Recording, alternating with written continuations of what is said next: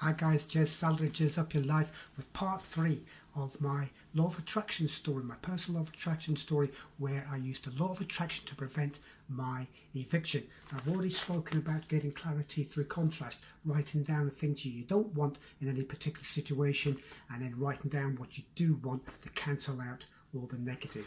I talked about your desire statements, how to word them, how to reframe them, make your specific statements of what you do want. Now, what I didn't mention about these desire statements was the frequency of use. Now, you can, if you want, just write them out, leave them to one side, and think about them occasionally.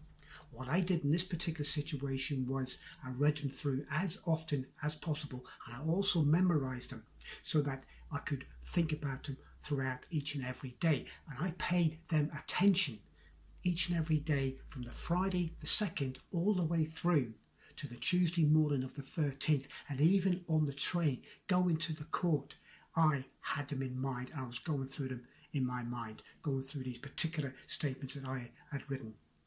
You don't have to do that.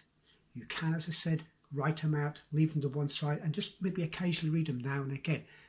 I did it that way because I was used to doing affirmations and so on, and I feel it worked quicker for me in that way.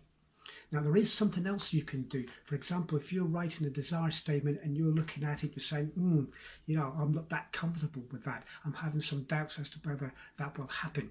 For example, you could write a desire statement, I love how it feels to be a successful businessman. And you say, I don't really know how that feels. But then you can do an allowing statement. Now, there's another form that we have for another worksheet that we have called allowing statements. And this is basically, just going to read straight from the description. This is what they're for. Allowing statements are created to help you understand the possibility, which is the opposite of doubt. Whenever you hear yourself doubting that something will happen, create some allowing statements to move your thoughts to a more abundant place. Then there's 4 examples for creating your allowing statements. 1. Is there anyone on the planet having or doing this now? 2. If so, how many today, yesterday, tomorrow, next week, and so on? 3. Make it believable. And 4. Exclude reference to yourself. And that last one is very important. You want to include yourself in this allowing statement. So for example, if you're talking about having lots of money, your desire statement perhaps was, I'm in the process of attracting all the money I need to take care of all my affairs. Just for an example, and you say, I don't feel comfortable about that. But what a allowing statement could be, huge amounts of money is being deposited into bank accounts every minute. And that's a true statement. It is. It's happening. Or all around the world, millions of people are receiving gifts and winning prizes. Or there are thousands of people around the world who are earning money from their business. There's probably millions, in fact. That's just an example of allowing statements.